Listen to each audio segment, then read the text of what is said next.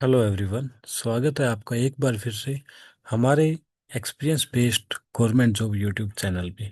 इस चैनल के माध्यम से आपको हर उस जॉब की नोटिफिकेशन मिलेगी जिसमें एक्सपीरियंस बेस पर गवर्नमेंट जॉब्स में सिलेक्शन के चांसेस होंगे, या जो भी गवर्नमेंट सेक्टर में वैकेंसीज नोटिफाई होगी उससे रिलेटेड वीडियोस आपको यहाँ पर रेगुलर बेस पर मिलती रहती है। तो आज हम डिस्कस करेंगे CSL यानी कि कोचिन शिपयार्ड लिमिटेड की एक नई वैकेंसी के बारे में। इससे पहले हमने CSL पे और वीडियोस भी बनाई है। तो आज हम जिस वैकेंसी के बारे में बात करेंगे वो है vacancy notification selection of workman ITI in CSL, जिसकी लास्ट डेट है 23 जनवरी 2026। तो जब हम इस पे क्लिक करते हैं यहाँ पे, तो ये वैकेंसी नोटिफिकेशन पर आपको क्लिक करना है। यहाँ पे आपको ये पूरी नोटिफिकेशन खुल के दिखेगी। तो सबसे पहले आपको पता है कि एक मिनी रत्ना है CSL, और यहाँ पर वर्कमैन कैटेगरी में वैकेंसी आई है। किस किस चीज़ की वैकेंसी है? सबसे पहले है वेल्डर कम फिटर। तो यहाँ पे आपके पास 10वीं और ITI होनी चाहिए, and all India national trade test in trade of welder या वेल्डर गैस एंड इलेक्ट्रिक। तो ये सब आपके पास हो और 5 साल का एक्सपीरियंस हो। यहाँ पे पोस्ट क्वालिफिकेशन एक्सपीरियंस आपका 5 साल का होना चाहिए वेल्डिंग एरिया में। और यहाँ पे आप किसी भी शिपयार्ड में हो, इंजीनियरिंग कंपनी में हो, गवर्नमेंट कंपनी में हो या सेमी गवर्नमेंट कंपनी में हो तो आपका एक्सपीरियंस चलेगा। नेक्स्ट है welder computer seat metal worker के लिए। इसमें भी आपको ITI और 5 साल का एक्सपीरियंस मांगा गया है। तो अगर आप इसके लिए एलिजिबल हैं तो आप अप्लाई कर सकते हैं।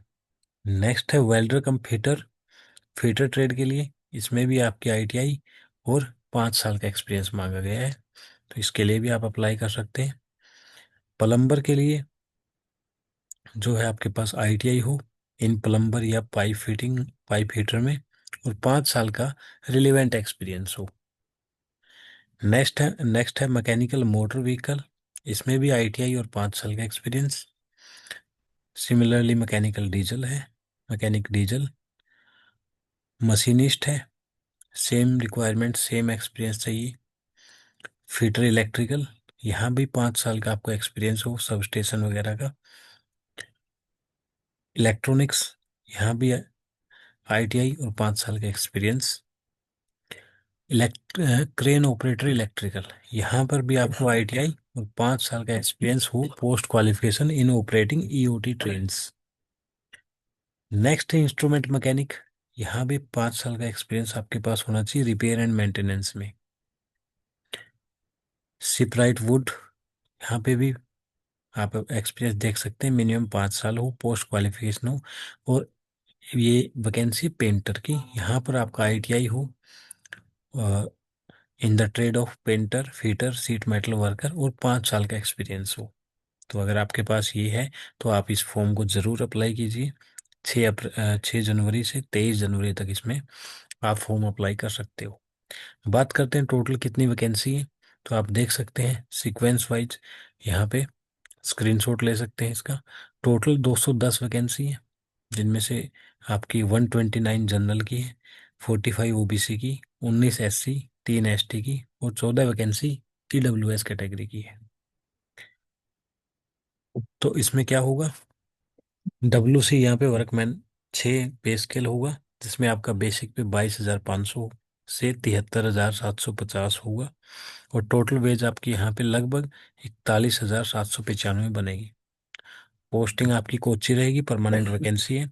अदर बेनिफिट में आपको NPS मिलेगा, CPF मिलेगा, gratuity, insurance, medical scheme, post retirement medical benefit, और EL एनकैशमेंट जैसे ऑप्शन आपको यहाँ पर मिलेंगे। एज लिमिट यहाँ पे 35 ईयर्स है। अपर एज आपकी 35 ईयर्स है अगर आप जनरल में हैं। बाकी लोगों को रिलैक्सेशन मिलेगा as per government of India norms. तो आप इसको जरूर से अप्लाई करें अगर आप एलिजिबिलिटी हैं, 5 साल का एक्सपीरियंस है, आपके पास ITI है। बहुत कम कंपटीशन इसमें रहने वाला है। क्या क्या इसमें सिलेक्शन मेथड है?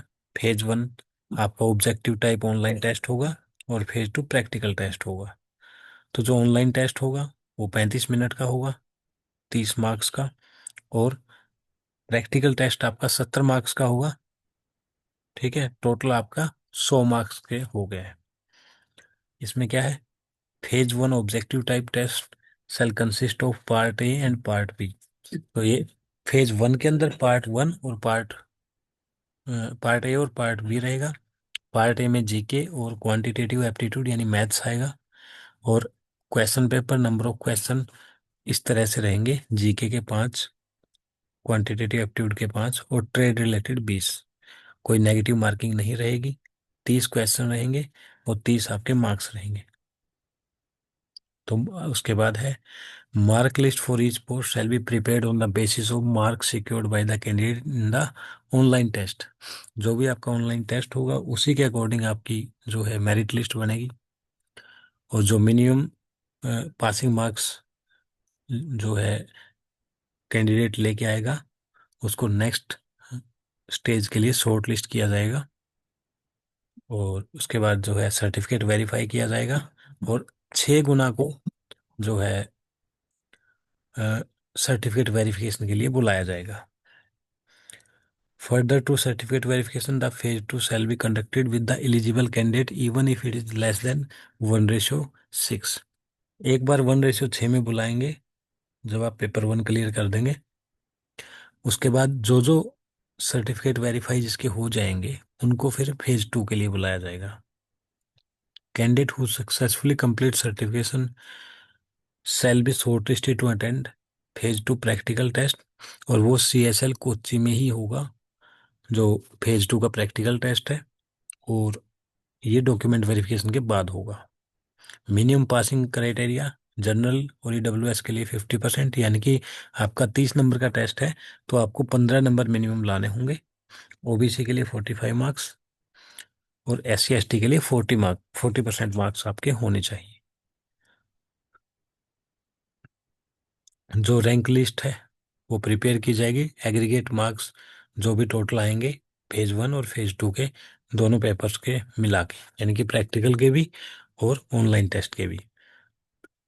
सिलेबस एनेक्सर 1 पे दिया हुआ है, तो आप जिस भी पोस्ट के लिए अप्लाई कर रहे हैं वो आप सिलेबस पढ़िए, तैयारी कीजिए। बहुत अच्छे चांसेस हैं कि आपका सिलेक्शन हो जाएगा, क्योंकि इसमें कंपटीशन बहुत कम रहने वाला है। वैकेंसी 210 है, परमानेंट वैकेंसी है। और याद रखना 23 जनवरी इसकी लास्ट डेट है। अलग अलग सेंटर्स पे केरला में आपके टेस्ट सेंटर होंगे। और जो है test centre shall be allotted based on number of online application. तो जितनी ऑनलाइन एप्लीकेशन आएंगी उसके अकॉर्डिंग आपको आपका एग्जामिनेशन सेंटर दिया जाएगा। रिजर्वेशन गवर्नमेंट ऑफ इंडिया के अकॉर्डिंग होगा। आपके पास सर्टिफिकेट सभी लेटेस्ट हों। क्वालिफिकेशन जो है आपकी AICTE अप्रूव्ड होनी चाहिए। एक्सपीरियंस जो है आपको date of passing of qualification के बाद का होना चाहिए। और जो एक्सपीरियंस है आपको 23 जनवरी 2026 से पहले तक का हो, यानी कि 23 जनवरी तक आपके पास 5 साल का एक्सपीरियंस होना चाहिए। Experience certificate obtained from company register under companies act shall only be considered for short listing. ऐसा नहीं कि आप किसी का भी बनवा के दे देंगे, तो आपको प्रॉपर आपकी अगर कंपनी है जो कि कंपनीज एक्ट 1956 में रजिस्टर्ड है उसी कंपनी का चलेगा। और applicant who are presently working in any company in the absence of experience certificate should submit copy of appointment letter. अभी के लिए जब आप अप्लाई कर रहे हैं तो आपके पास एक्सपीरियंस सर्टिफिकेट अगर नहीं है तो आप अपॉइंटमेंट लेटर, ऑफर लेटर की कॉपी और लेटेस्ट पे स्लिप भी लगा सकते हो। और अपने एक्सपीरियंस के प्रूफ के लिए आप लास्ट पे ड्रॉन एज ए पे प्रूफ ऑफ एक्सपीरियंस लगा सकते हो। For past employment experience certificate indicating the date of joining as well as relieving should be submitted.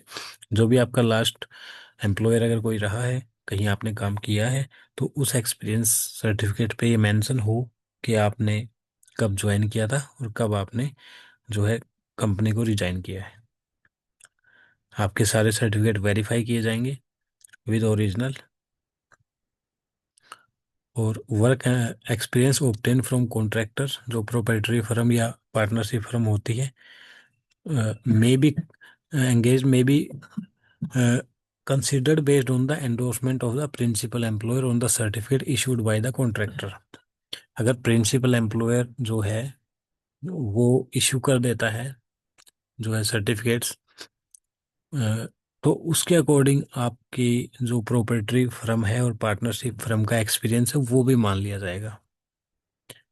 ऐसे केस में क्या करना है, such applicants are required to submit their experience certificate along with further proof as ESI या EPF statement, certificate of training issued by the contractor without the endorsement of principal employer shall not be considered. तो ये ध्यान रखना है, केवल आपके contractor का नहीं चलेगा, उसके साथ में एंडोर्स होना चाहिए प्रिंसिपल एम्प्लॉयर का, यानी कि जो कॉन्ट्रैक्टर जिसके लिए कर रहा है उसके लिए। सो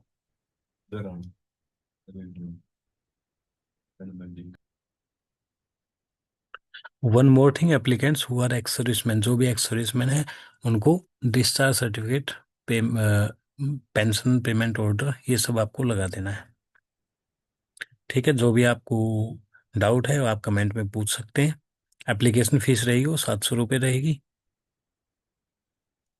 और SC ST जो कैंडिडेट्स हैं उनके लिए कोई एप्लीकेशन फीस नहीं है। कैसे अप्लाई करना है, कैरियर पेज पे जाके CSL कोची की साइट पे जाके आप अप्लाई कर सकते हो।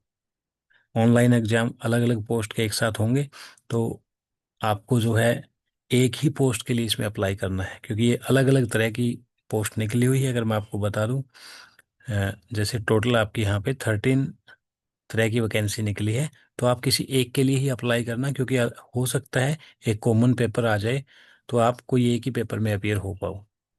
तो इसलिए इन्होंने पहले से लिखा है कि आप एक ही वैकेंसी के लिए अप्लाई करें। तो आप जिसके लिए भी करें, जिसके लिए भी आप कॉन्फिडेंट हो, प्रैक्टिकल एग्जाम होगा क्योंकि, तो उसी के लिए आपको अप्लाई करना है 6 जनवरी से, यानी कि आज से जब आप ये वीडियो देख रहे हैं तो ऑनलाइन फॉर्म शुरू हो गए हैं, और आपको 23 जनवरी से पहले अपना रजिस्ट्रेशन करा लेना है, फीस पे कर देनी है, फॉर्म को सबमिट कर देना है। उसके बाद में कॉल लेटर जो है बाई पोस्ट नहीं भेजे जाएंगे, आपको CSL कोचिंग शिपयार्ड की साइट पे बने रहना है, यहाँ पे आपको चेक करते रहना है। सो आज के लिए इतना ही। फिर भी कोई डाउट है तो आप कमेंट सेक्शन में पूछ सकते हैं, और आप किस पोस्ट के लिए फॉर्म भर रहे हैं वो भी आप कमेंट सेक्शन में ज़रूर बताएं। हम इसी तरह एक्सपीरियंस बेस्ड गवर्नमेंट जॉब की नोटिफिकेशन आपके लिए रेगुलर बेस पे लेके आते हैं। आप अपने दोस्तों को शेयर कर सकते हैं जिनके पास ITI है और 5 साल का एक्सपीरियंस है, क्योंकि बहुत सारे लोग ऐसे रह जाते हैं जिनको ये पता नहीं लगता कि हाँ, उनसे रिलेटेड गवर्नमेंट जॉब आई थी, वैकेंसी नोटिफाई हुई थी, लेकिन जानकारी के अभाव में वो लोग फॉर्म नहीं भर पाते हैं। तो आपका अगर कोई दोस्त है, आपका कोई फ्रेंड है, आपका कोई रिलेटिव है, तो आप उनके साथ ये वीडियो शेयर कर सकते हैं। तो आज के लिए इतना ही, फिर मिलते हैं किसी नई नोटिफिकेशन में। Thank you, thank you very much.